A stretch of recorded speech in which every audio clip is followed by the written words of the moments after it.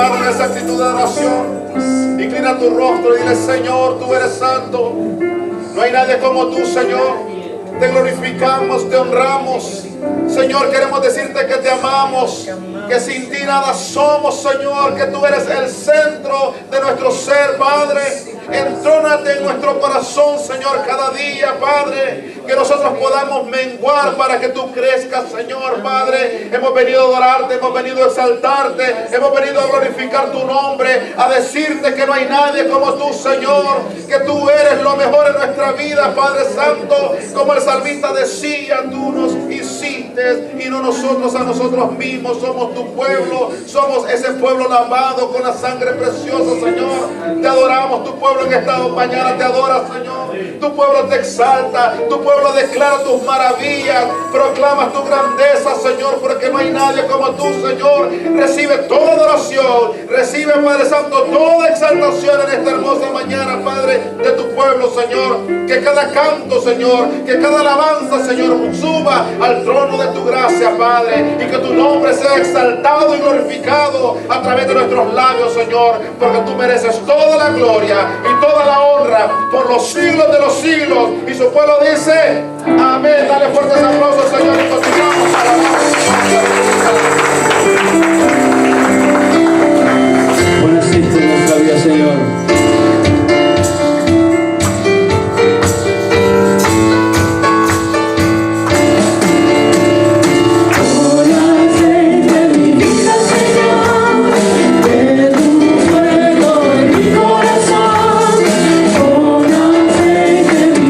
Señor, mi lámpara, mi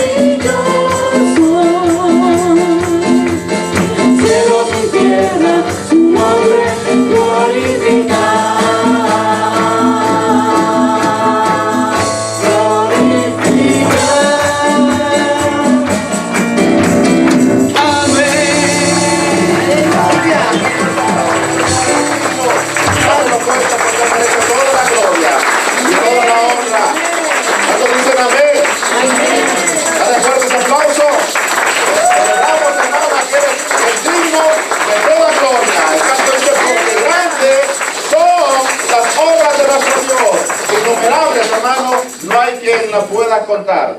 Hay un canto que dice: si me pudiera enumerarlas, no podrían jamás. ¿Pueden tomar asiento, mis hermanos? Pero no siente el gozo, no sientes los aleluya, sino glorifica el nombre del Señor, hermano, porque Dios es merecedor de toda la gloria. ¿Cuántos dicen amén? Amén. ¿Cuántos han tenido una semana llena de victoria en el Señor? Amén. ¿Cuántos han tenido una semana llena de bendición? Amén. Hermanos, Dios nos bendice cada día. Y la bendición de Dios no simplemente tiene que ser monetaria, sino con que nosotros, hermanos, estemos vivos. Esa es la bendición más grande que tenemos, de adorarle en este cuerpo, porque tenemos la única oportunidad en este cuerpo de glorificar y exaltar su nombre, hermanos. Aquí, pues en la eternidad tendremos un cuerpo glorificado igual que el de Jesucristo. Entonces aprovechémonos, hermanos, de glorificar su nombre, de exaltar su nombre. El salmista decía: yo me alegré con los que me decían, a la casa del Señor iremos. Vamos a estar en pie todos y vamos a seguir cantando las alabanzas a nuestro Señor.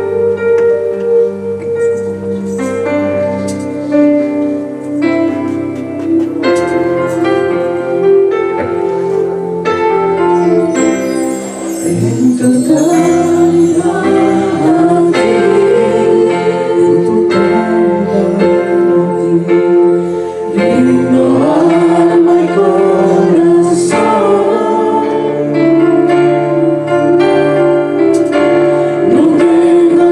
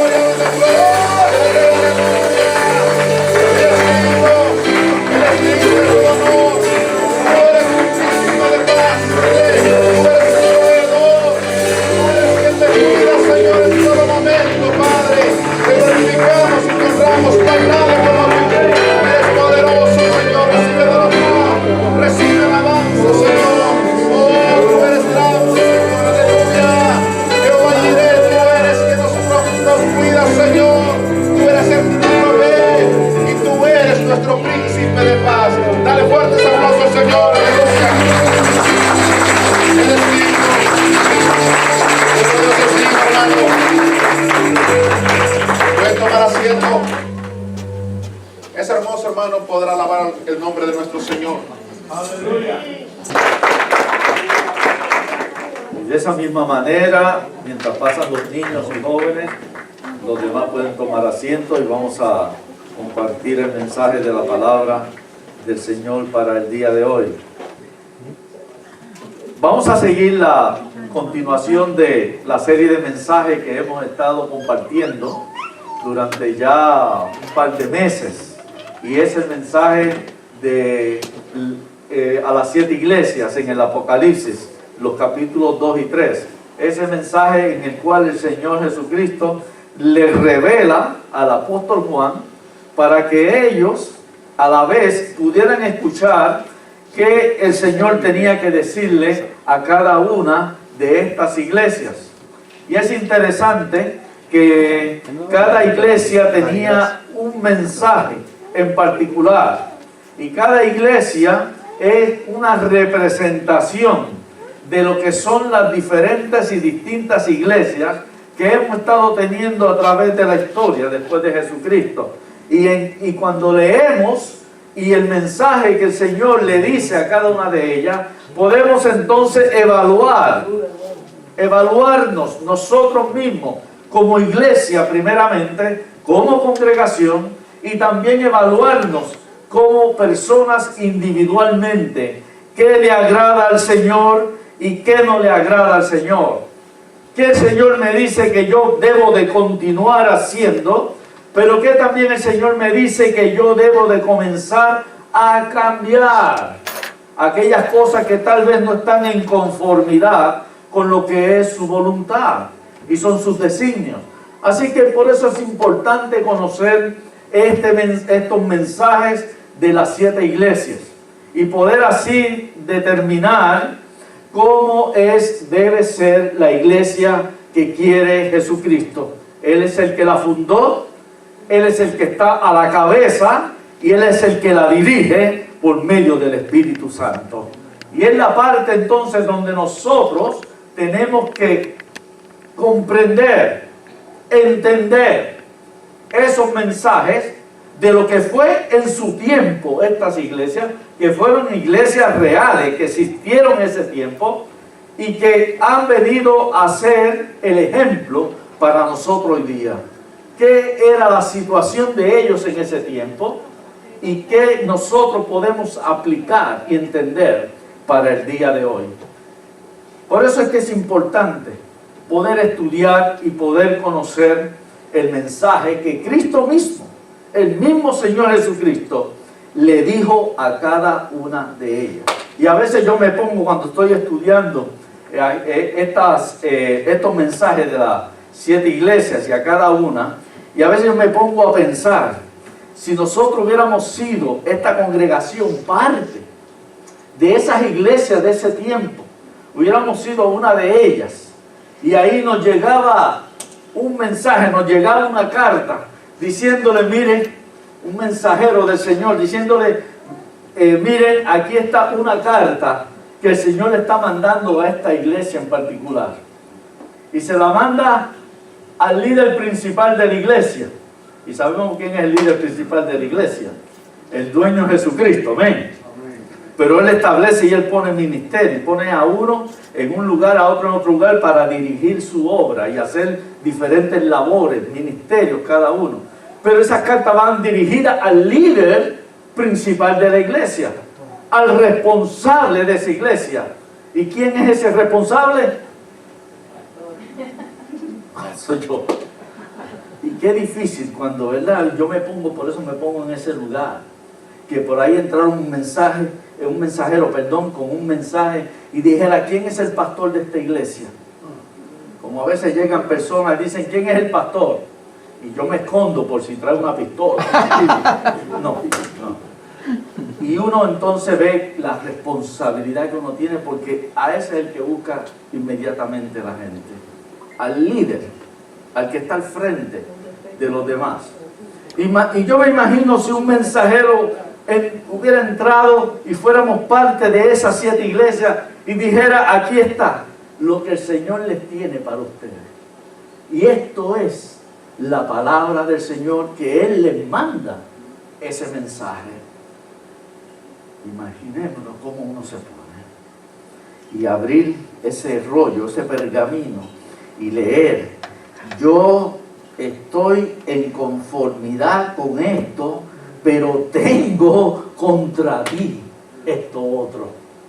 Y esto, si no lo corriges a tiempo, entonces yo tendré que tomar cartas en el asunto. Yo tendré que tomar acción. O si no, como les decía a otras iglesias, todo lo que estás haciendo está bueno y me agrada. Manténtelo así, haciendo. O como le ha dicho a otras iglesias, nada de lo que haces, nada, estoy en agrado contigo, porque tiene esto, esto y esto otro, que yo no estoy en conformidad. Oye, si fuéramos una de esas iglesias, ¿cómo recibirían esas iglesias y el pastor de esas iglesias ese mensaje del Señor? Por eso es que es importante leer lo que el Señor dice a cada una, en lo que respecta a cada uno, una evaluación interna, guiado por el Espíritu de Dios, de qué cosas nosotros estamos reflejados entre esas 7 iglesias, qué cosas Dios se agrada y de qué cosas no se agrada, qué cosas Dios quiere que sigamos haciendo, qué cosas debemos de descontinuar haciendo y qué cosas hay que mejorar y qué cosas hay que poner en su sitio. Amén. Amén. Amén. Vuelvo a empezar de un principio. Amén. Amén. Eso es importante. Leer lo que el Señor le dice a cada una de las iglesias. Y hemos pasado ya 5 iglesias. Hoy vamos para la número 6. Y ya esas 5 iglesias ya las hemos evaluado y hemos dado hasta 2 mensajes en algunas de ellas, por lo que eso ha significado ese mensaje, esa carta que el Señor les ha enviado. Y la primera que vimos fue Éfeso, y Éfeso se conoce como la iglesia descuidada. La segunda fue Esmirna. Esmirna se le conoce como la iglesia perseguida. La tercera fue Pérgamo, y Pérgamo se le conoce como la iglesia permisiva. Y la cuarta fue Tiatira, y Tiatira se le conoce como la iglesia complaciente. Y la quinta fue Sardis, que fue la que dimos la vez pasada, y Sardis se le conoce como la iglesia dormida. Y el Señor le llama a Sardis la iglesia muerta. Estaba muerta, ¿por qué? Porque espiritualmente se estaba apagando. No que era una iglesia que se estaba quedando vacía. No, una iglesia que ya no estaba siendo controlada por el Espíritu de Dios. Y ahí donde el Señor le dice: tú vives, pero estás muerto, porque espiritualmente se estaba apagando. Y por eso se le conoce como la iglesia dormida. Y hoy vamos a estudiar la sexta iglesia, y es la iglesia de Filadelfia. La iglesia servicial. Así es que se le conoce a Filadelfia. Y para tener una idea de lo que estaba sucediendo y en qué consiste esta carta que el Señor le envía, voy a pedirle por favor que busquemos todos en Apocalipsis, el último libro de la Biblia, Apocalipsis capítulo 3. Y vamos a estar leyendo, comenzando en el versículo 7, que es el mensaje que el Señor le envió a esa congregación. Apocalipsis capítulo 3, el versículo 7. ¿Lo tenemos? Amén. Amén. Amén. Pues dice así la carta: escribe al ángel de la iglesia. Ahí se refiere al líder, al pastor, en Filadelfia. Esto dice el santo, el verdadero, el que tiene la llave de David, el que abre y ninguno cierra, y cierra y ninguno abre. El versículo 8 dice: yo conozco tus obras. He aquí he puesto delante de ti una puerta abierta, la cual nadie puede cerrar. Porque aunque tienes poca fuerza, has guardado mi palabra y no has negado mi nombre. He aquí yo entrego de la sinagoga de Satanás a los que se dicen ser judíos y no lo son, sino que mienten. He aquí yo haré que vengan y se postren a tus pies y reconozcan que yo te he amado. Por cuanto has guardado la palabra de mi paciencia, yo también te guardaré de la hora de la prueba que ha de venir sobre el mundo entero, para probar a los que moran sobre la tierra. He aquí yo vengo pronto. Retén lo que tienes, para que ninguno tome tu corona. Al que venciere, yo lo haré columna en el templo de mi Dios, y nunca más saldrá de allí. Y escribiré sobre él el nombre de mi Dios y el nombre de la ciudad de mi Dios, la nueva Jerusalén, la cual desciende del cielo de mi Dios, y mi nombre nuevo. Y cada una de las iglesias cierra con este mensaje: el que tiene oído, oiga lo que el Espíritu dice a las iglesias. Así es que vamos a ver lo que el Señor le está diciendo a esta iglesia. Hoy, como me ha sucedido en algunas, y había dicho anteriormente, hoy vamos a tratar la primera parte. La segunda parte la dejamos para el siguiente domingo.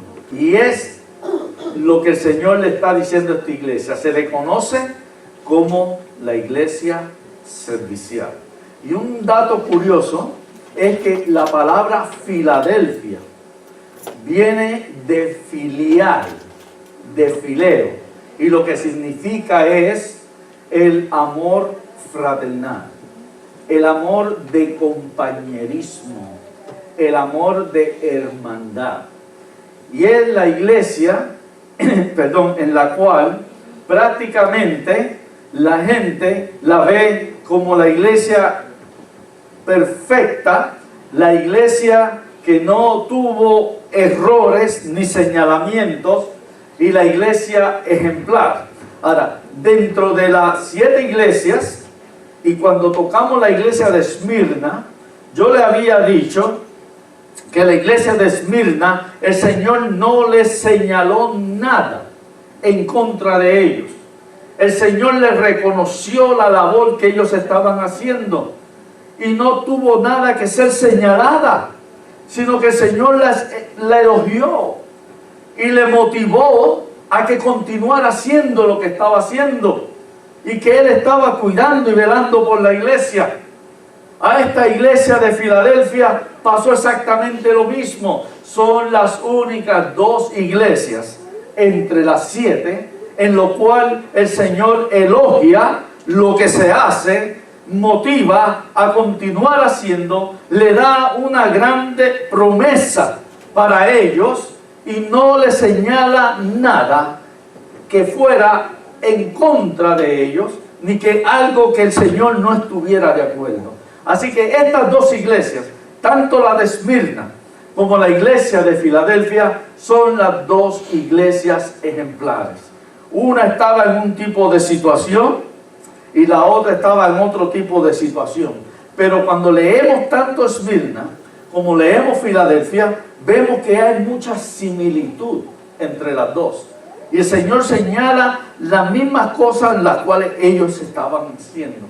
La única diferencia grande es que la iglesia de Esmirna era la iglesia perseguida, sufrida, que estaba siendo acosada, que estaba siendo amenazada, que muchos habían muerto en la iglesia como mártires por causa de predicar la palabra de Dios, que muchos habían sido puestos en la cárcel, habían sido azotados, habían sido maltratados por causa de la predicación de la palabra de Dios.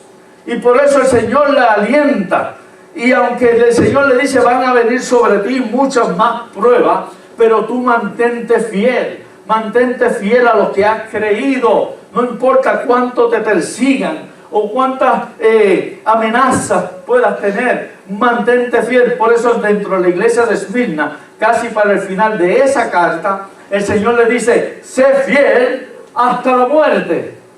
Sé fiel hasta la muerte, porque yo te daré el premio de la vida eterna. Mantente fiel, no te vayas a desviar, no te vayas a dejar de caer, mantente fiel. Por lo que ellos estaban recibiendo, la iglesia de Filadelfia no era ese problema el cual ellos estaban teniendo como oposición, era otro tipo de problema. Por eso a veces yo me pregunto, que la gente más elogia y quiere imitar a la iglesia de Filadelfia. Porque si imitan a la iglesia de Esmirna, los van a matar, van a pasar por la cárcel, les van a dar de azote y nadie le gusta eso, ¿verdad que no? Por eso la iglesia, muchos dicen, no, a mí la que me gusta es la de Filadelfia. Porque es la iglesia que estaba un poquito en mejor situación que la de Esmirna. Pero no importa por lo que tengamos que sufrir y padecer, el Señor prometió que iba a estar con nosotros. Y que nos iba a fortalecer y que nos tiene garantizada el premio que es la corona de la vida eterna. ¿Cuánto le damos un aplauso al Señor?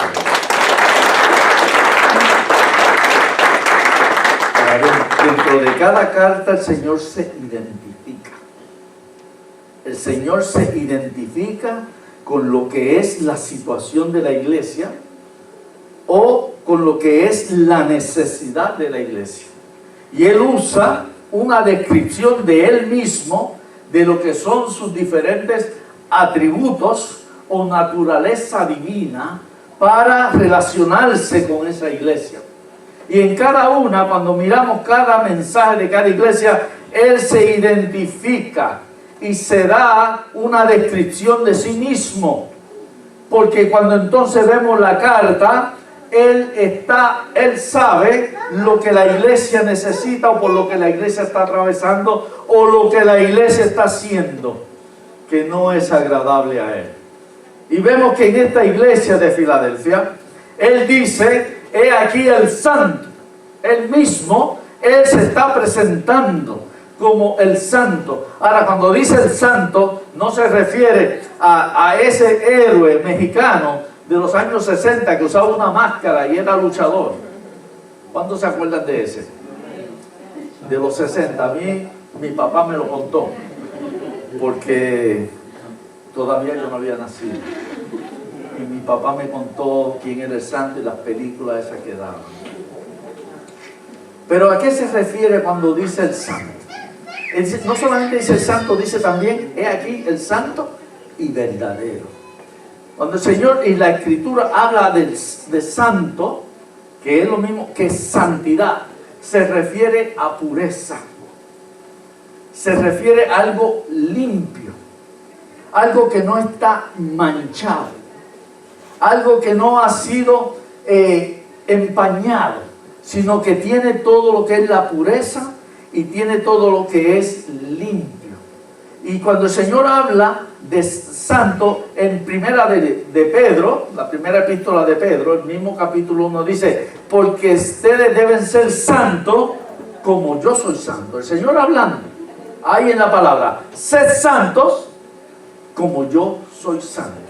¿Y a qué se refiere el Señor? Además de ser puros y limpios, sin mancha, sin ningún tipo de cosa que pueda empañar nuestra vida, nuestro testimonio. Cuando Él dice sed santo, entonces se está refiriendo también la palabra santo a algo que es separado, apartado, que no esté contaminado con lo que es el mundo, que no esté contaminado ni tampoco mezclado de la manera en que vive y disfruta el mundo. Es muy diferente. Cuando Cristo estuvo sobre esta tierra, Él llegó al mundo, pero para salvar el mundo, para que el mundo pueda ser salvo y traer el mensaje. Pero en ningún momento Cristo se contaminó con el mundo, ni se mezcló con el mundo, ni practicó las cosas que hace el mundo. Se mantuvo santo, se mantuvo en una vida de santidad. Y eso es lo que el Señor le está dando a entender a ellos. Ahora, ¿Por qué el Señor se presenta de esa forma? Ya mismo lo vamos a ver, ya prontito, en un momento dado, por qué el Señor se está refiriendo hacia ellos como aquel que es el santo, el que es puro, el que es limpio, el que no tiene mancha, el que no se ha contaminado, en el que no hay inmundicia, en el que no hay depravación, no hay nada de lo que este mundo produce. Y es ahí en la manera en que Él quiere ver la iglesia y quiere ver también nuestras vidas, que aunque estamos en este mundo, pero no pertenecemos a este mundo, porque por medio de la sangre de Cristo, por medio del lavamiento de su sangre y por medio de la santificación del poder de su Espíritu Santo, ya no somos de este mundo, sino que todos pertenecemos al reino de los cielos, aquel reino en el cual nos sacó de las tinieblas a la luz admirable de nuestro Señor. Amén. Y ahora eso es lo que el Señor le está dando a entender a ellos. Yo soy ese santo que está por encima de todas las cosas. Pero no solamente Él dice que Él es el santo, sino que Él es el verdadero. Gloria a Dios. ¿Y qué está diciendo el Señor como que Él es el verdadero? En el cual no hay engaño ni mentira. Él es el único, que Él es el único que tiene la verdad, y Él es el único Dios que existe sobre toda la creación. No hay otro Dios. Él les está diciendo a ellos: yo soy el único que debe ser adorado. Las demás muchas religiones tienen diferentes tipos de dioses, y ese es el engaño que ha hecho el enemigo. Ese es el engaño de Satanás, que ha puesto muchas religiones, y en las diferentes religiones cada uno busca sus propios dioses para que no conozcan ni adoren al único y verdadero Dios. ¿Y cuántas religiones no existen alrededor del mundo? Son miles y miles de religiones. Y cuando miramos esas religiones, ¿hacia cuántos dioses? ¿Hacia qué tipo de dioses? Ellos encomiendan su fe, ellos le piden, ellos le adoran, porque cada ser humano ha sido hecho de una manera en la cual Dios puso aliento de vida, en la cual Dios nos hizo a su imagen y semejanza, y hay algo interno, innato, desde que nacemos, algo dentro de nosotros que va a apuntar hacia algo que es espiritual. Y es esa necesidad espiritual. Y por eso hay personas que en la ignorancia que tienen buscan las cosas espirituales en el lugar equivocado. Por su ignorancia, por los engaños que han tenido. Y piensan que de esa manera están agradando a Dios. Y se inclinan ante imágenes, se inclinan ante estatuas, figuras, cargan con amuletos religiosos, pensando que con eso están siendo agradables a Dios y están llenando ese vacío. Por el contrario, otras personas que quizás no apuntan las cosas religiosas y no quieren saber de las religiones, pero tienen que llenar ese vacío. Ese vacío lo tratan de llenar con las cosas materiales del mundo, afanándose por lo material para poder buscar esa satisfacción interna.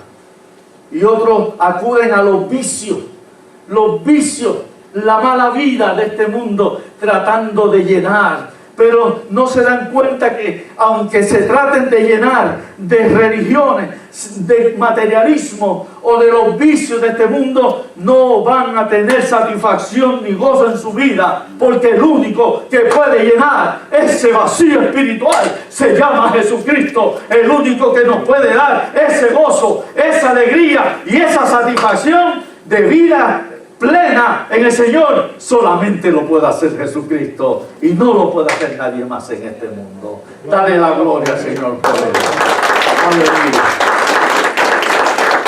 Y es ahí porque el Señor se está poniendo de esa manera. Yo soy el santo, pero también soy el verdadero. Y el Señor se está identificando con la necesidad y la situación de esa congregación. Pero le dice una cosa, también tengo la llave de David. Tengo también la llave de David. Y yo soy el que cierra y ninguno puede abrir. Yo abro y ninguno puede cerrar. ¿Ahora qué significa la llave de David? Eso era algo que en la antigüedad se tenía, de que David era el que Dios le había dado esa llave, porque David fue el guerrero más grande, fuerte, poderoso que tuvo el pueblo de Israel. Y los judíos reconocían a David en la manera en que David fue valiente delante de Dios. Y David, para el tiempo de él, a través, claro, el Señor logró eso en David, que él pudo llegar a obtener la nación más fuerte y poderosa de ese tiempo, en el mundo entero, de las demás naciones, y tenía el ejército más grande que podía haber. Y David era como si hubiera tenido esa llave, en la cual la llave simboliza y significa poder y autoridad. Y eso nos sucede a nosotros cuando vamos a comprar un automóvil y estamos esperando ver si el automóvil nos lo van a aprobar o lo vamos a poder comprar. Y acá está la familia pendiente y allá está uno dentro de la oficinita buscando a ver si me lo aprueban y firmando papeles. Y de repente, cuando el vendedor y todo se acepta y le entrega la llave en la mano, y cuando sale de la oficina, la familia dice: ¿y qué pasó? Y hace así: ¡qué alegría! Se aprobó. Hoy día los carros modernos usan solamente un controlcito, ¿verdad? Pero eso simboliza la llave. Y qué bueno cuando uno dice así: ¡ah! Todos se alegran. ¿Por qué? Porque la llave simboliza no solamente que ahora yo tengo autoridad sobre ese vehículo, sino yo soy el propietario. Yo soy el dueño. Qué bueno cuando se va a comprar una casa o un apartamento, un lugar de vivienda, y cuando estamos solicitando y sometiendo todos los papeles, y llega el día que nos van a decir si aprobaron o no aprobaron, y salimos con la llave. Ahora yo soy propietario de esa vivienda y yo soy el que tengo la autoridad. La llave significa poder y autoridad. Cristo es el que tiene todo el poder y toda autoridad sobre toda la creación. Aleluya. Cristo es el dueño de todo lo que existe. Cristo es el que tiene la llave.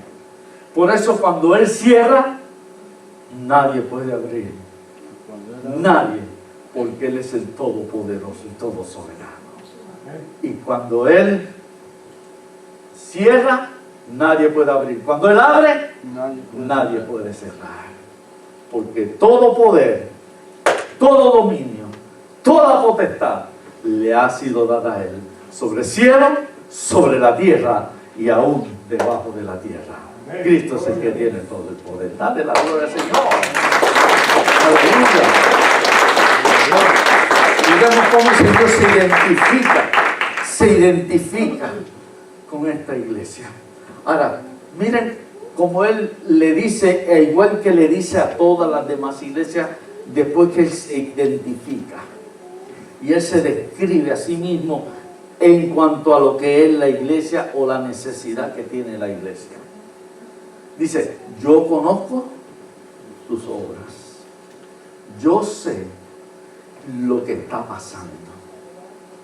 En otras palabras, no podemos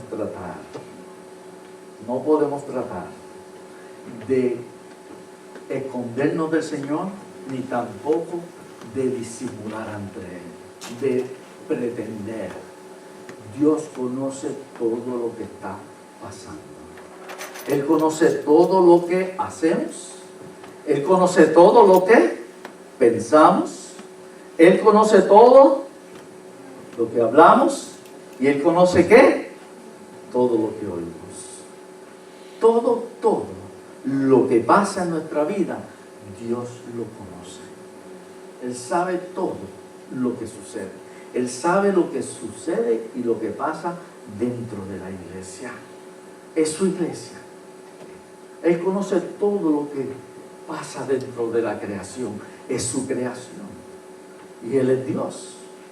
Nada se escapa ante Él. Él sabe hacia dónde vamos y Él sabe hacia dónde no vamos. Él sabe lo que nosotros deseamos hacer y lo que nosotros no deseamos hacer. Él sabe lo que podemos hacer, pero también sabe lo que no queremos hacer. Así que Él lo sabe todo. Y le está dando a entender a la iglesia: yo conozco tus obras. Yo sé lo que está pasando. De mí nada se oculta y ante mí nada se escapa, porque yo lo conozco todo. Aunque estemos entre personas y también aunque estemos solos, Él sabe todo lo que nosotros estamos haciendo. Amén. Ahora dice: yo sé y conozco tus obras, pero ¿sabes qué? He abierto una puerta. Te he abierto una puerta la cual nadie puede cerrar. El Señor es el que abre, pero también el Señor es el que cierra.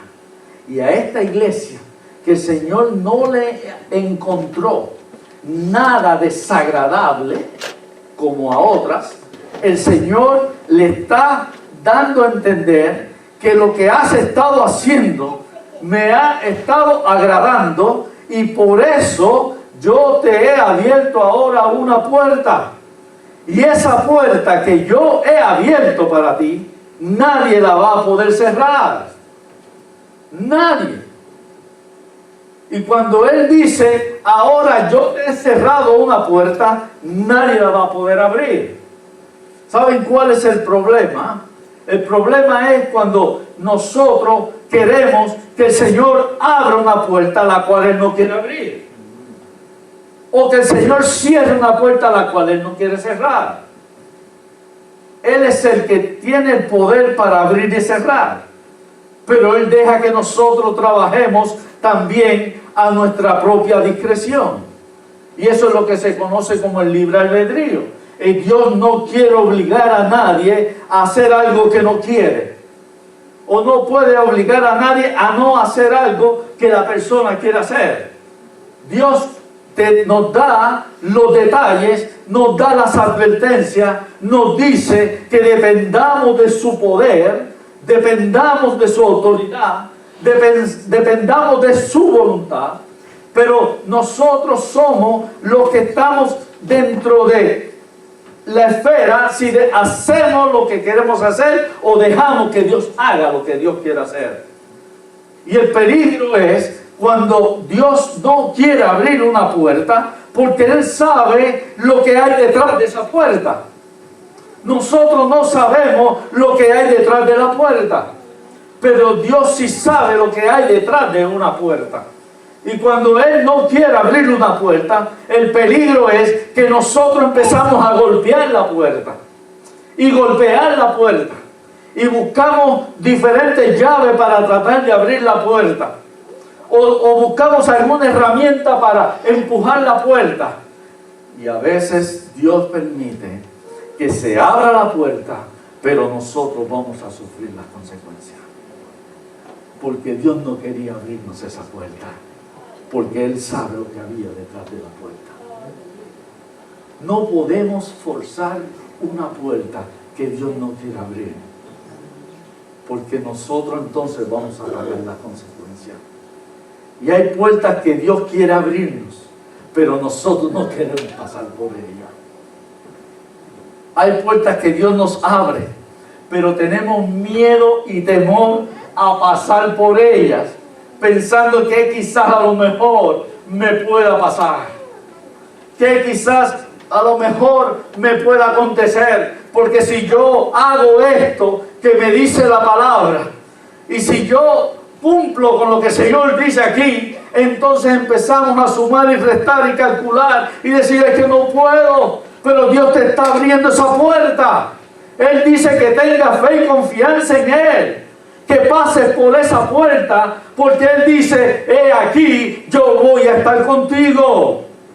Y yo no te voy a dejar, te voy a desamparar. Pero no actuamos en la confianza de la puerta que el Señor nos abre. Y por eso esta iglesia, el Señor ha visto lo que la iglesia estaba haciendo. Cuando digo esta iglesia me refiero a Filadelfia, ¿sabes? O la de la esquina de allí. Cuando el Señor dice, yo te he abierto una puerta, y esa puerta ahora sí que nadie la va a cerrar. Entonces lo que está diciendo, ten fe, ten confianza, ten seguridad, porque yo he sido el que te ha abierto esa puerta. Y si yo soy el que abro la puerta, puedes pasar confiadamente. En Juan capítulo 10, el Señor dice, porque yo soy la puerta de las ovejas, y el que por mí pase, hallará pastos frescos y hallará aguas cristalinas. Por eso cuando el Señor nos abre esa puerta, no tengamos temor, porque el Señor nos tiene pasto fresco y agua cristalina después de esa puerta. ¿Cuántas puertas hay que el mundo abre? ¿Cuántas puertas? Y hay gente que por ignorancia pasa por esas puertas. Pero Cristo tiene una sola puerta, y Él es la puerta que da a la vida eterna. El que por mí entrare será salvo. ¿Crees tú en esa puerta? Amén. ¿Has aceptado esa puerta? Amén. Gloria a Dios. Si aún no lo has hecho, que hoy sea el día que tú atravieses esa puerta. Y vas a dejar el mundo atrás, pero vas a ganar la vida eterna que te tiene Jesucristo. Dale la gloria a Jesucristo. Aleluya. Él dice a la iglesia de Filadelfia, por lo que tú has estado haciendo y lo que tú ahora me has demostrado, ahora yo te he abierto esa puerta. Solamente la iglesia podía saber qué había detrás de esa puerta que el Señor le estaba abriendo, cuántas oraciones quizás habían estado haciendo, cuántas súplicas al Señor, cuánto la iglesia estaba congregándose y sirviendo y anunciando el nombre de Cristo. Y Él le dice, ahora sí, ahora yo he visto que tú realmente me amas y me sirves de corazón. Ahora esa puerta que tú estabas esperando y orando y pidiendo que se abriera, ahora ya yo la abierto para ti. ¿Sabes qué? Ya nadie va a poder cerrar esa puerta.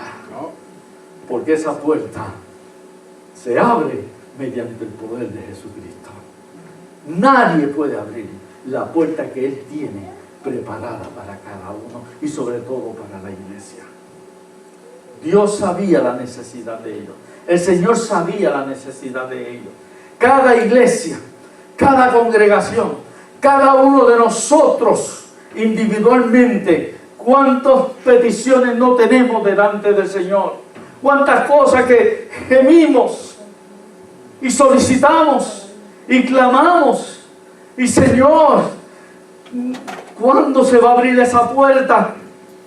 El Señor sabe cuándo la va a abrir, porque si en lo poco somos fieles, en lo mucho lo vamos a hacer. Pero si en lo poco no somos fieles, en lo mucho no lo vamos a hacer, hasta que demostremos que realmente servimos al Señor de todo corazón y no por intereses a las cosas que queremos alcanzar. Aleluya. El Señor sabe cuándo nos va a abrir la puerta, individualmente, como familia o tal vez como iglesia. El Señor les garantizó a esta iglesia de Filadelfia que la puerta Él se la había abierto. No tenían que empujar, no tenían que romperla. El Señor mismo nos va a abrir la puerta, pero Él la va a abrir al tiempo que Él lo entiende y crea necesario. Amén. Amén. Y le dice, yo he abierto una puerta para ti que nadie puede cerrar. Dice, yo sé que tienes pocas fuerzas. El versículo 8. yo sé que tú tienes poca fuerza. Miren cómo el Señor trata a esa iglesia. Yo sé que tienes pocas fuerzas. Y cuando, según lo que se estudia de la palabra, y según lo que son otras versiones, esto tiene dos connotaciones, dos significados. Cuando el Señor le dice, yo sé que tienes pocas fuerzas. La primera es que era una iglesia pequeña. Y es lo que se ha entendido y se ha podido llegar a esa conclusión según lo que se puede conocer, de lo que viene del griego y de lo que son otras diferentes versiones. Cuando el Señor le dice, en la versión que tenemos se tradujo pocas fuerzas, pero de lo que se puede entender de su original, y ellos sobre todo lo podían entender, esa iglesia de Filadelfia, el Señor le está diciendo, yo sé que tú eres pequeña, una congregación pequeña. ¿Saben? A lo que se ha entendido, esa era una congregación que quizás no llegaba a 100 personas. ¿Se parecen a alguna que ustedes conocen? Vamos para ahí, pero todavía no llegamos. Era una iglesia pequeña, no llegaba a 100. Y además de eso, ¿cuál es la otra connotación, significado que tiene? Además de ser pequeña la congregación, que no tenía el suficiente ingreso en lo económico para poder la iglesia ayudarse y sostenerse. Tanto en lo numérico como en lo económico, la iglesia tenía poca fuerza. Pero ¿sabe qué? El Señor sabía. El Señor conoce. Por eso yo sé lo que está pasando. Tienes poca fuerza. Acuérdate, te he abierto una puerta. Pero aunque tienes poca fuerza, aunque eres todavía pequeñita, aunque eres todavía no tienes los recursos completos, necesarios, económicos, para poder llegar a alcanzar más o cubrir más, yo lo conozco. Pero miren lo que el Señor le elogia. Dice, yo sé que tienes pocas fuerzas. Eres pequeña en el número y eres pequeña en lo económico. Pero dice, pero has guardado mi palabra. Lo que hay que ver, lo que el Señor reconoce. Has guardado mi palabra. Y cuando en la Escritura habla de haber guardado o atesorado, no es que se mete en el bolsillo o se esconde y ahí se queda. Guardar es obtener, pero también poner en práctica. Has guardado mi palabra. Mi palabra la has mantenido, la has enseñado, la has predicado, la sigues proclamando. Mi palabra la estás siguiendo al pie de la letra.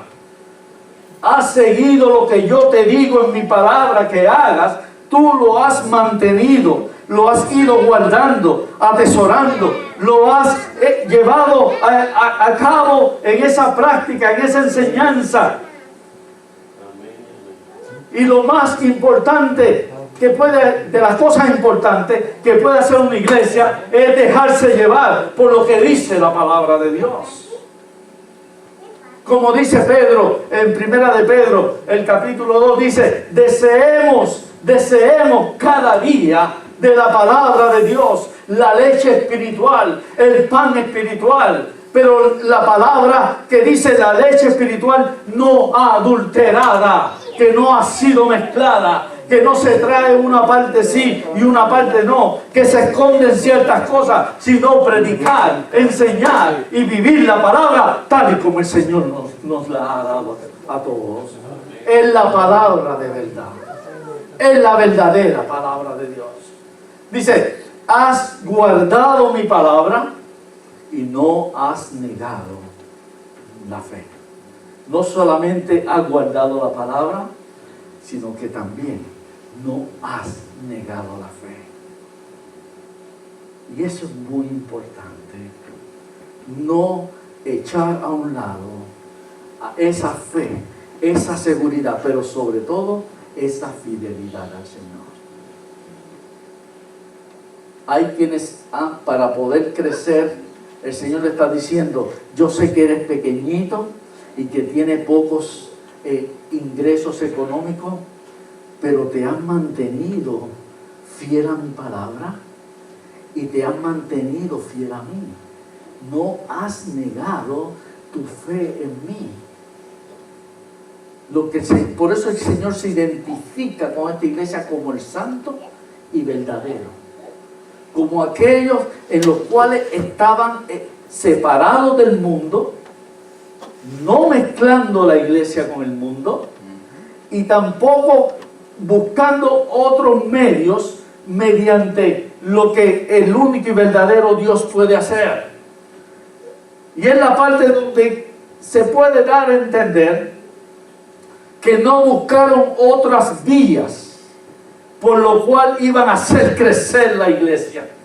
El Señor le está reconociendo, no ha buscado otras puertas, no ha buscado otros medios, no ha buscado otras vías, no ha buscado otro camino para hacer crecer la iglesia. Hay quienes buscan diferentes caminos, vías, usan los recursos del mundo para traerlos a la iglesia, para que de esta forma se nos llene a la iglesia. Buscan remedios y estrategias del mundo, de lo secular, para poder traer a la iglesia y obtener más beneficios económicos. El Señor no quiere, y quiere una iglesia pura, santa, sin mancha ni arruga. Por eso Él se llama a sí mismo el santo, porque la iglesia tenía que mantenerse viviendo en esa santidad, no usando el recurso del mundo para meterlo a la iglesia y con eso llenar la iglesia. El Señor no viene a buscar la iglesia más grande, el Señor no viene a buscar la iglesia más mediana, el Señor no viene a buscar la iglesia más pequeña. El Señor viene a buscar la iglesia que esté sirviéndole, la iglesia que esté adorándole en espíritu y en verdad. Y es una iglesia que vive en santidad, porque sin santidad nadie va a poder ver al Señor Jesucristo.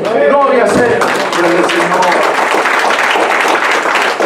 Hay quienes se esfuerzan por tener la iglesia más grande, y no quiero estar haciendo una crítica, pero de acuerdo a lo que vemos en la Escritura, hay competencia de quién tiene la iglesia más grande, y que todo el mundo se admire y todo el mundo reconozca qué famosa es esa iglesia, porque tiene 1000, porque tiene 10.000, porque tiene 15.000, porque tiene 30.000. Cuentan hasta el perrito y el gatito para que los números se aumenten, hasta los conejitos. El Señor no viene a buscar cuál es la iglesia más famosa o la que tiene miles. De igual manera, ni la mediana ni la pequeña. El Señor viene a levantar a cada uno que ha sido lavado, que ha sido limpiado por la sangre del Cordero y ha sido sellado con el poder del Espíritu Santo, y ahora vive en santidad delante del Señor, que usa bien la palabra de verdad, que sirve al Señor de todo corazón. Porque el Señor viene, como dice en Efesios capítulo 5, viene a buscar de todos, de todos. Él va a levantar. ¿Cuántos se levantarán de esas iglesias grandes? No sabemos. ¿Cuántos se levantarán de las iglesias medianas? No sabemos. ¿Cuántos se levantarán de las iglesias pequeñitas? No sabemos. Pero Él viene a levantar una iglesia de todos los creyentes, de todos los salvados. Él va a levantar una iglesia pura, santa, sin mancha ni arruga. Una iglesia ataviada, vestida con la pureza de Dios, y una iglesia gloriosa que representa a Jesucristo aquí en la tierra y que estaremos con Él por toda la eternidad. Dale la gloria a Jesucristo. Dios. Aleluya. El Señor le está dando a entender a ellos, no porque eres pequeñita, no porque no tengas los recursos económicos, eso no significa que yo no estoy contigo.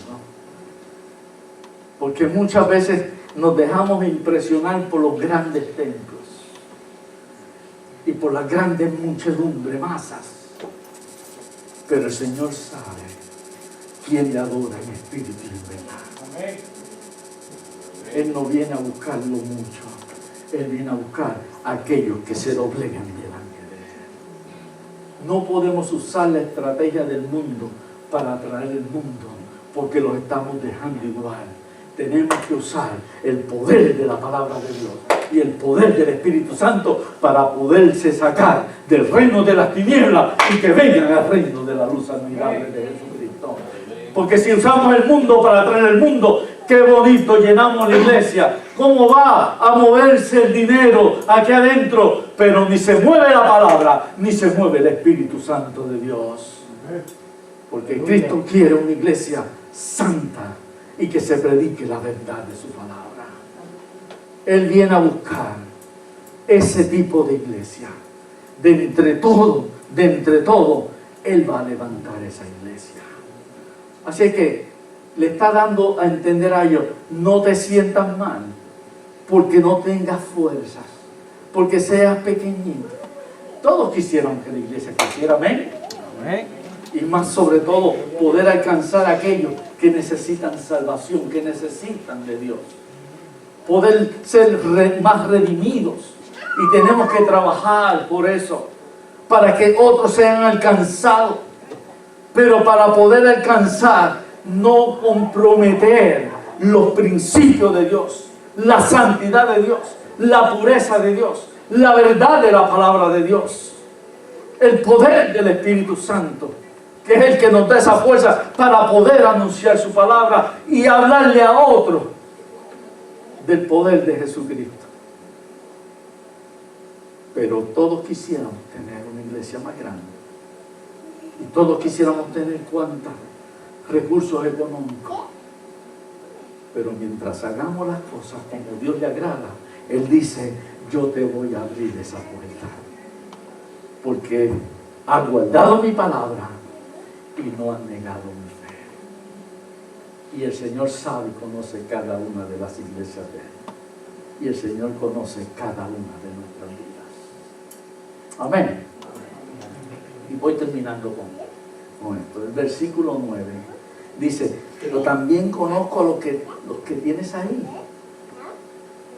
que se dicen llamar judíos, pero no lo son.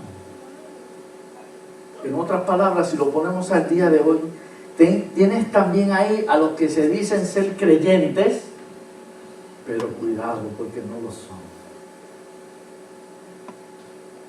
Y el Señor le está dando una advertencia. No te vayas a dejar arrastrar o engañar por los que dice que son, pero realmente no lo son. Porque Él conoce quién es quién. Él conoce quién es quién. Ahora no se asuste nadie, no estoy hablando de aquí, estoy hablando de acá, o de la que está en la esquina allí. El Señor dice, ahí tienes a esos, cuídate de esos porque ellos dicen que son, pero no lo son. Porque eso, había un grupo que se consideraban ellos los mejores y superiores porque eran judíos, y esto era una iglesia griega, y había una mezcla entre judíos y griegos, y de diferentes lugares, y aquellos se creían que eran los mejores, y que nosotros somos los que mandamos aquí, nosotros somos los que primeros, nosotros somos los que estamos, y ahora ustedes van y le hacían la guerra. Le hacían la guerra y le hacían una oposición en contra de lo que la iglesia, hacia dónde y cómo se tenía que mover en el Señor. Mire, no hay peor enemigo. Dice en Mateo capítulo 23, el mismo Señor hablando, que no hay peor enemigo que quienes, que los de su propia casa. Lo dice en Mateo 23, lo buscan después en su casa. No hay peor enemigo, el mismo Señor hablándole a la gente, a los discípulos, no hay peor enemigo que los de su propia casa. ¿Por qué? Porque los enemigos de afuera sabemos que ya esos son enemigos. Nos hacen la vida imposible, nos burlan, nos mofan, nos rechazan, nos desprecian. Y ya eso lo sabemos. Porque son enemigos, y aunque tratemos de hablarle de la palabra, recibimos ese rechazo, recibimos ese desprecio, pero eso no nos afecta en mayor grado porque sabemos que así son el enemigo. no quieren entendernos. La llamamos enemigos en el sentido que no compartimos los mismos principios, aunque nos demos la mano y nos hablemos, pero no compartimos esos mismos principios espirituales, esa misma fe. Y sabemos que el enemigo que está allá afuera trabaja con está afuera para hacernos daño, hacernos la guerra. Pero eso no lo dice la palabra. Y es ahí donde lo podemos entender. Pero cuando recibimos ese mismo tipo de ataque, rechazo, desprecio de los mismos que supuestamente somos del mismo grupo, somos de la misma casa, ahí sí que duele. Y eso es lo que el Señor está diciendo. No, el mayor y peor enemigo, el que nos puede hacer más daño, no es el enemigo que está afuera, sino el enemigo que está adentro. Los que están en la misma casa. Es de esperarse que los de la casa se ayudan, se apoyan unos a otros, se cuidan unos a otros. Hay hogares que los de afuera tienen mejor relación y amistad que los mismos que están adentro, ¿cierto? ¿O solamente sucede en algunos? No. Yo creo que no sucede a todos. Que cuando dices, mira, me llevo mejor con aquel amigo mío, que somos como bien cercanos, muy compatibles, que con mi propia familia, con mis propios hermanos. Aún el matrimonio.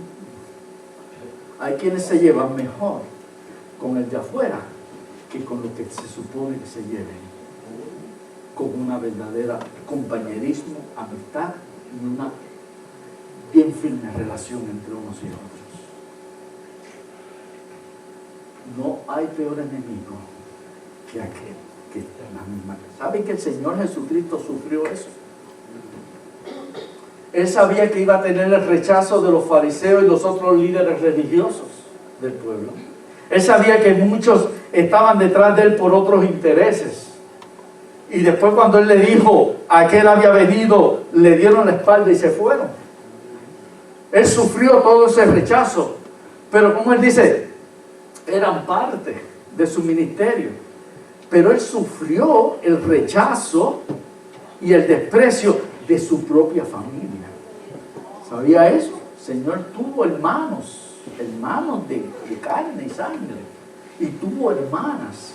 En Mateo capítulo 13, al final, habla de los 4 hermanos del Señor y menciona varias hermanas sin nombre, pero dice y sus hermanas.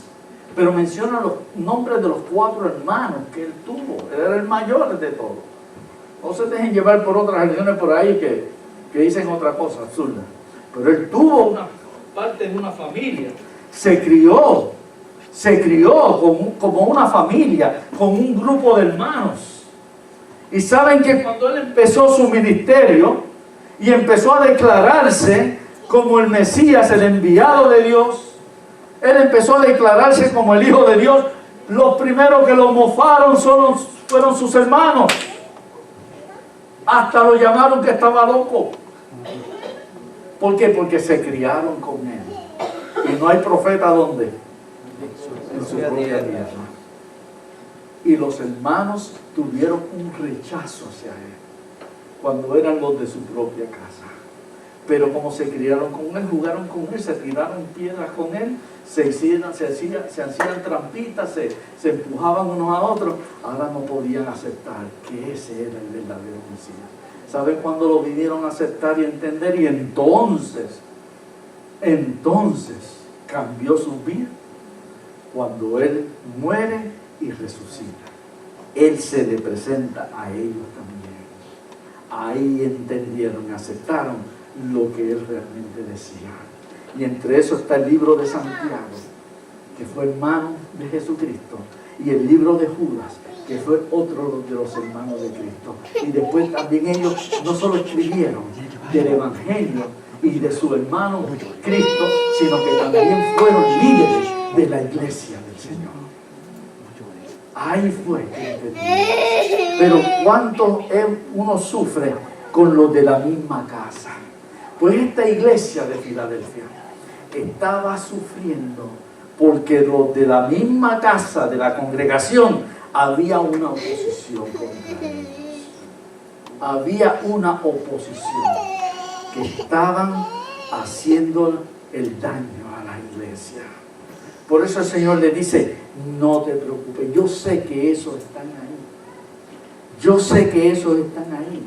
Tú no te vayas a dejar influenciar o a dejar arrastrar o desanimar, porque eso duele, ¿saben? Eso duele cuando son los mismos de la casa que no quieren entender, o hay una ignorancia y se van en contra de lo que Dios tiene para la iglesia. Pero no te preocupes. Y el Señor lo dice, es más, le voy a leer el versículo 9, escúchelo. Dice, he aquí yo entrego de la sinagoga de Satanás los que se dicen ser judíos y no lo son, sino que mienten. He aquí yo haré que vengan y se postren a tus pies y reconozcan que yo te he amado. No te preocupes por lo que te hagan. Yo sé que están mintiendo contra ti. Yo sé que te han blasfemado. Yo sé que te han difamado. Yo sé que han levantado calumnia. Yo sé que han levantado falso testimonio. Yo sé la manera en que han hablado contra ti. Yo sé lo que se han confabulado. Yo sé todo eso. Pero tú no te preocupes, porque yo voy a trabajar con ellos. Tú mantente lo que estás haciendo, porque yo los voy a traer. Y se tendrán que postrar ante ti, tendrán que arrepentirse, tendrán que reconocerte que ellos te dejaron, pero yo no te he dejado, porque yo estoy contigo. Yo te prometí que iba a estar contigo todos los días de tu vida. No importa lo que otro del daño que te haga, no importa si aquel está en contra, no importa lo que hable por ahí, por detrás, tú sé fiel al Señor, porque el Señor dijo que iba a estar con cada uno de nosotros. El Señor es el que dice, porque yo te he amado, yo estoy contigo, yo te voy a ayudar, yo te voy a sostener, yo te voy a proveer, no importa lo que otro quiera hacer contra ti. Yo estoy contigo y yo soy el que tengo la llave y yo voy a abrir las ventanas de los cielos y derramar bendiciones hasta que sobreabunden. Gloria a Dios.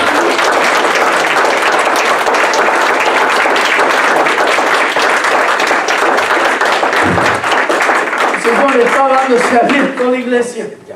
El Señor le dice, no importa cuánta oposición pueda haber, yo estoy contigo, yo estoy a tu lado.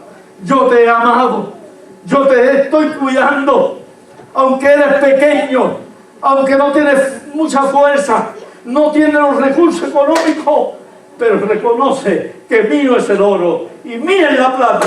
Si eres fiel, yo voy a proveer en todas las necesidades. Dale un aplauso.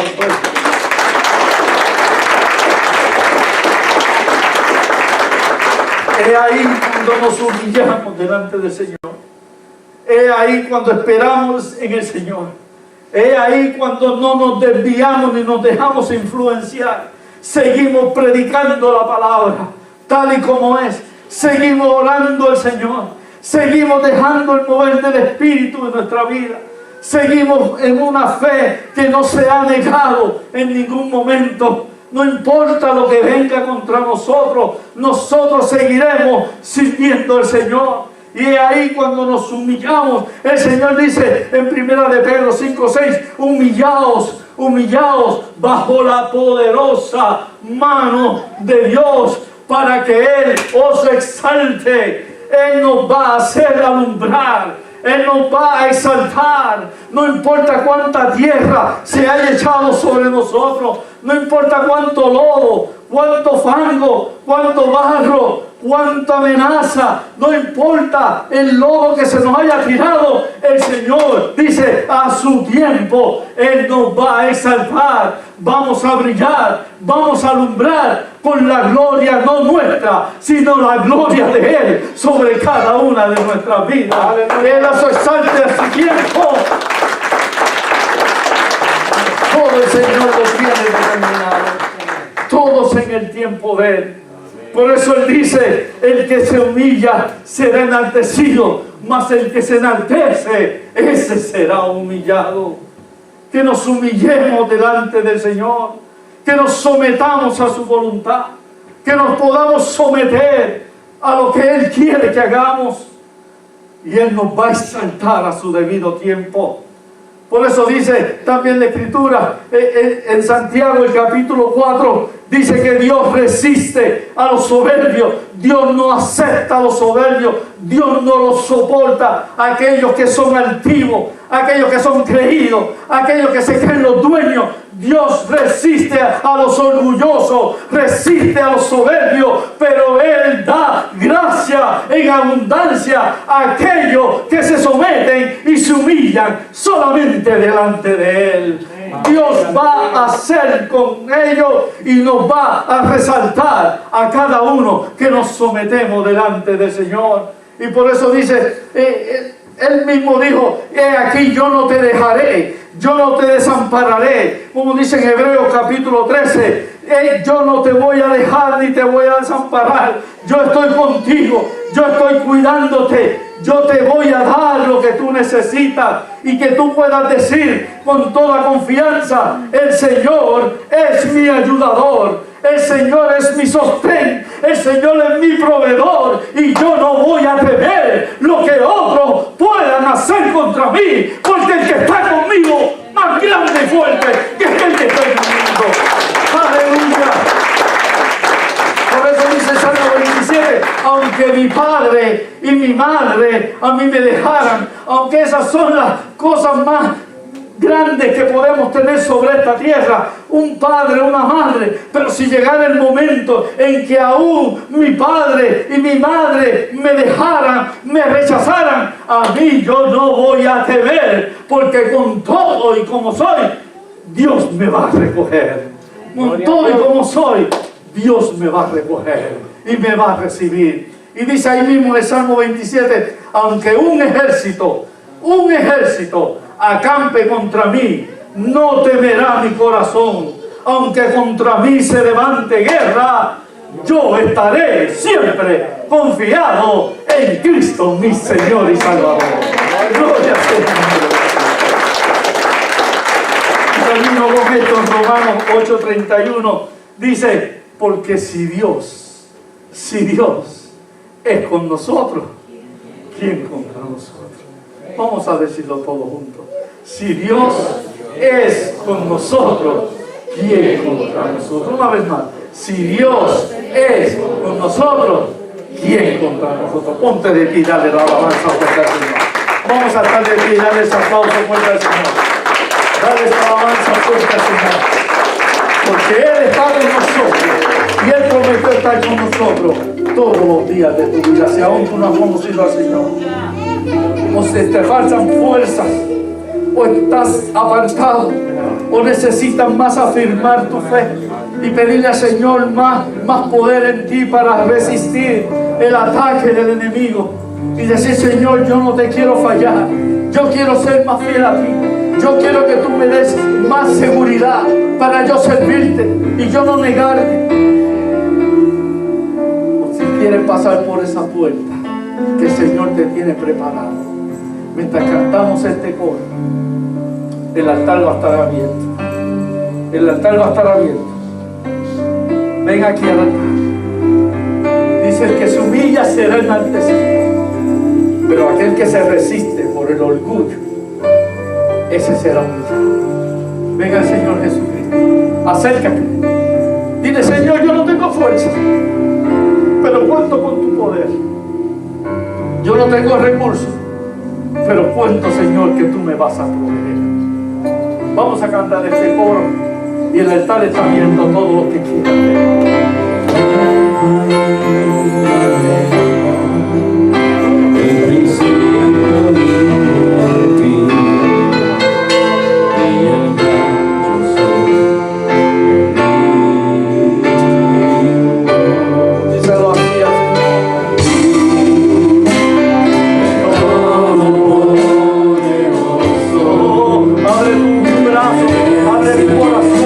Abre tu alma, tu espíritu, Señor. Dile así: Señor,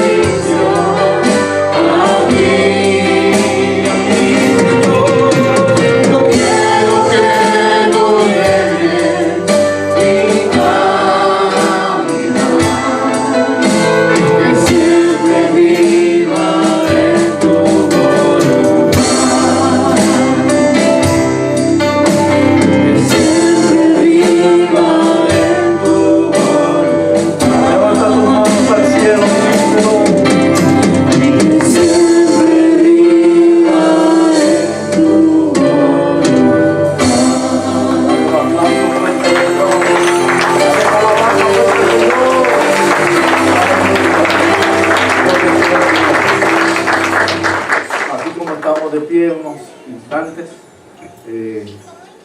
Tuvieron muchos ratos sentados. Y queremos dar un testimonio de fe, de salvación en Jesucristo. Voy a pedir que pasen por aquí. Aquí tenemos a Omar, él es hermano de Filemón. Y ¿no? Nancy, es la esposa de Omar. Ella dice que ella sí había aceptado al Señor, pero hoy se está entregando más al Señor y dándose más al Señor y reconciliándose más con el Señor. Pero tenemos Omar que le acaba de entregar su vida. Así están los cielos. Y si alguien está en los cielos, hay que estar aquí. Entonces vamos a hacer esa oración de fe por él. Y yo pedí a los ancianos, por favor, que pasen. Y toda la iglesia en oración por esta decisión que él ha hecho. Y esta confesión pública que él hace ante todos nosotros. De haber aceptado y recibido a Jesucristo. Y ya su nombre, ¿dónde está escrito? En el libro de la vida. Está allá arriba en los cielos. Y ese nombre no se escribe con una pluma, un bolígrafo como este. Ese nombre se escribe con la sangre del Cordero. Y ese nombre va a estar ahí por toda la eternidad. Y no solamente su nombre, que él ya tiene asegurada los cielos. Y así oramos por él, Omar, y también oramos por Nancy y por el hogar en plenitud. Pero sobre todo sabemos que el enemigo va a querer venir a opacar su fe, venir a hacer daño, quiere venir a quitar el ánimo, quiere traer desvíos, pero sabemos en quién está puesta su fe y su confianza, que es en Jesucristo, el vencedor, aquel que venció y aquel que es el dueño y Señor de la muerte y de la vida, y Él ha pasado de muerte a vida en Jesucristo nuestro Dios. La gloria sea para el Señor. Aleluya. Yo voy a pedirle a nuestro hermano Oscar que haga esta oración por esta confesión que hace nuestro hermano Omar y por Nancy, el hogar, y que sabemos que él públicamente está recibiendo, ya ha recibido a Jesucristo. Amén.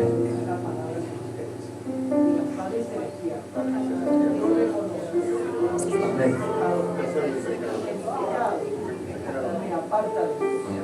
Pero hoy voluntariamente yo reconozco a Jesucristo como mi Señor, mi Salvador. Yo rompo todo pacto con el mundo, con la carne y con Satanás. Y hago un pacto contigo, mi Dios, de amarte y de servirte todos los días de mi vida. Amén. Oh, gloria a Dios.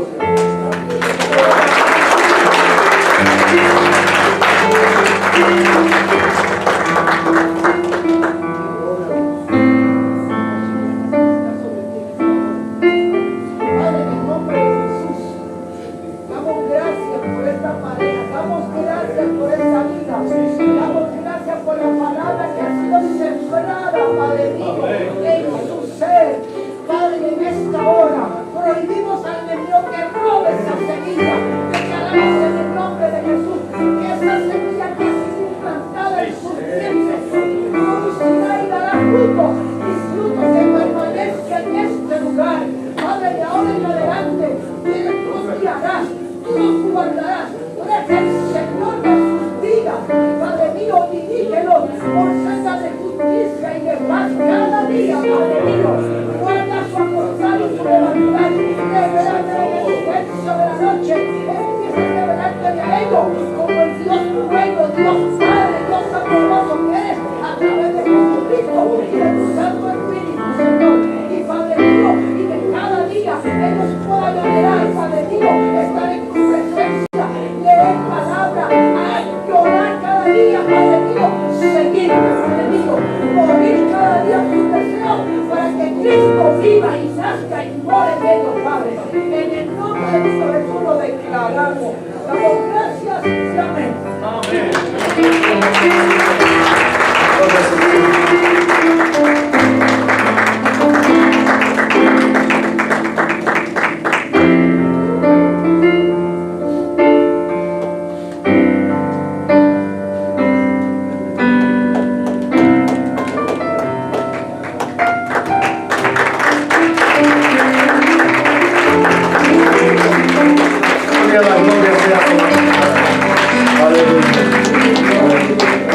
te damos gracias, gracias infinitas, gracias una vez más por habernos dado este privilegio hermoso de haber estado aquí en tu casa.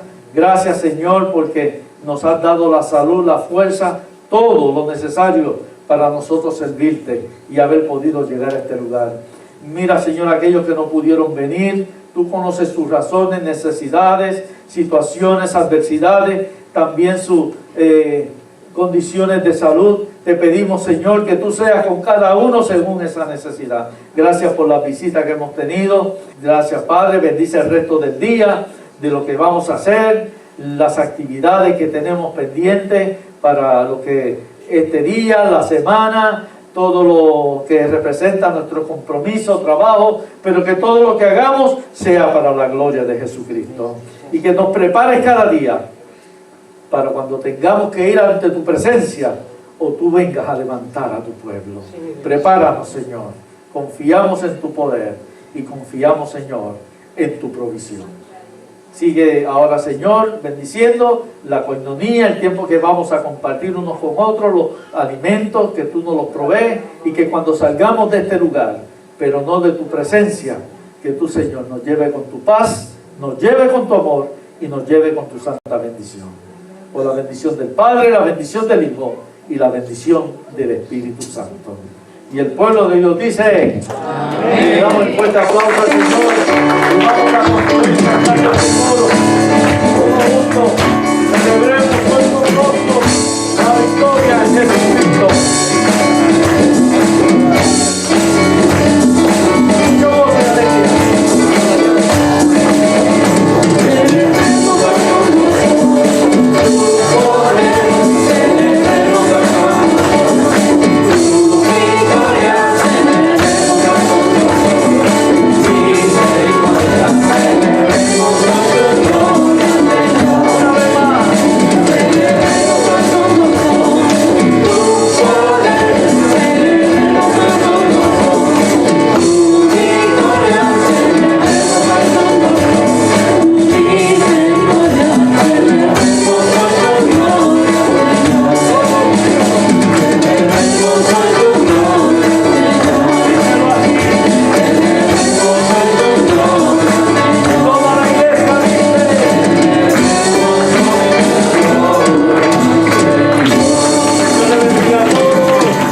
Saludados unos a los otros.